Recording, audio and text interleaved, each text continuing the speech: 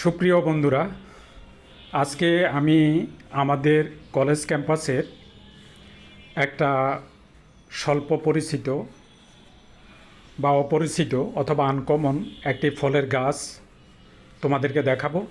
এবং সে ফলের গাছের ফলের উপকারিতা, গাছের নমুনা, গাছটি কেমন দেখতে, ফলটা আকার আয়তন কীরকম,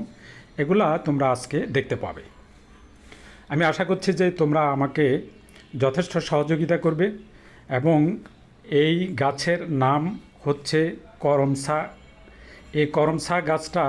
তোমরা যদি না দেখে থাকো তাহলে আমাদের এই কলেজের এই গাছটি তোমরা দেখে বুঝতে পারবে যে করমচাটা কীরকম ফল বা গাছটা কীরকম, গাছের আকৃতি কেমন হয়, ফলের আকৃতি কেমন হয়, ফল পাকলে কেমন হয় এবং এই ফলের